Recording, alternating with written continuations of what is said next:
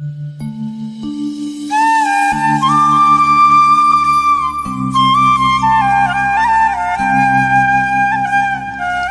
राम जय जय राम। भगवान विष्णु के अवतार श्री राम का नाम कौन नहीं जानता है। रामायण महाकाव्य के रचयिता महर्षि वाल्मीकि ने अपने ग्रंथ में लिखा है कि भगवान श्री राम में वैदिक सनातन धर्म की आत्मा कहे जाने वाले सभी गुण विद्यमान हैं। भगवान राम को पुरुषों में सबसे उत्तम पुरुष अर्थात मर्यादा पुरुषोत्तम भी कहा जाता है। आइए जानते हैं भगवान राम से जुड़े कुछ रोचक तथ्यों के बारे में। सबसे पहले हम जानेंगे भगवान श्री राम का जीवन परिचय। त्रेता युग में जन्मे भगवान श्री राम अयोध्या के राजा महाराज दशरथ के सबसे बड़े पुत्र थे। लक्ष्मण, भरत, शत्रुघ्न राम के भाई थे। भगवान राम की मां कौशल्या थी और शेष, सुमित्रा और कैकेयी के पुत्र थे। भगवान राम का विवाह मिथिला नरेश राजा जनक की पुत्री सीता के साथ हुआ था। लक्ष्मण की पत्नी उर्मिला, शत्रुघ्न की पत्नी श्रुतकीर्ति और भरत की पत्नी मांडवी थी। विवाह के पश्चात भगवान राम को राजा दशरथ ने रानी कैकेयी के कहने पर 14 वर्ष के लिए वनवास भेज दिया था, क्योंकि एक वचन के अनुसार कैकेयी राजा दशरथ से कुछ भी मांग सकती थी। तो रानी कैकेयी ने दासी मंदोदरी के उकसाने पर भरत को अयोध्या का राजा बनाने और राम को वनवास देने की इच्छा जताई और पिता की आज्ञा का पालन करके भगवान राम सीता और लक्ष्मण के साथ वन की ओर चले गए। आइए जानते हैं भगवान श्री राम का महत्व।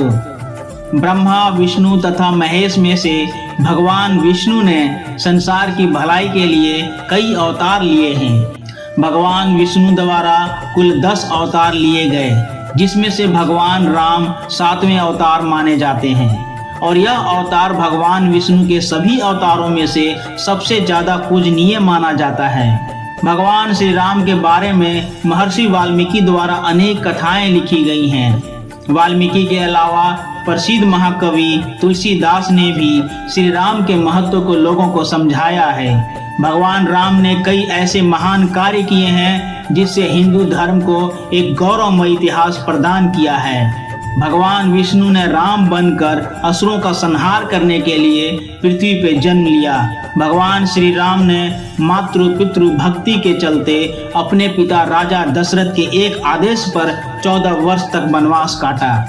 नैतिकता, वीरता, कर्तव्य पारणता के जो उदाहरण भगवान राम ने प्रस्तुत किए हैं वह बाद में मानव जीवन के लिए मार्गदर्शक बन गए। श्री राम एक कुशल और प्रजाहितकारी राजा थे। भगवान राम अपनी प्रजा को हर तरह से सुखी रखना चाहते थे।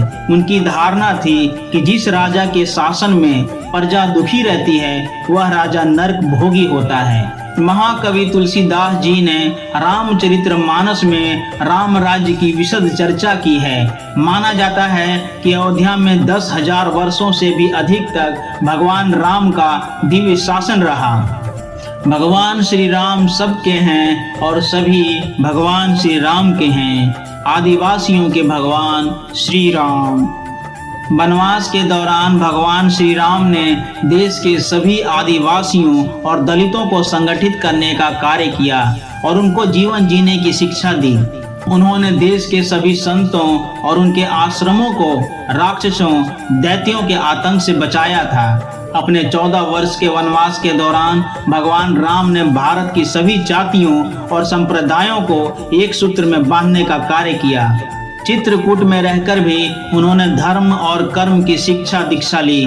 भगवान राम ने भारत भर में भ्रमण कर भारतीय आदिवासी, जनजाति, पहाड़ी और समुद्री लोगों के बीच सत्य, प्रेम, मर्यादा और सेवा का संदेश फैलाया। और यही कारण था कि राम का जब रावण से युद्ध हुआ तब सभी तरह की अनार्य जातियों ने राम का साथ दिया। भगवान श्री राम की वापसी। भगवान श्री राम कहते हैं कि पृथ्वी लोक एक ऐसा लोक है जहां जो भी आता है उसे एक दिन वापस लौटना ही होता है। ठीक इसी तरह श्री राम भी अपना मानवीय रूप त्याग कर अपने वास्तविक स्वरूप विष्णु का रूप धारण कर बैकुंठ धाम की ओर चले गए। जय श्री राम।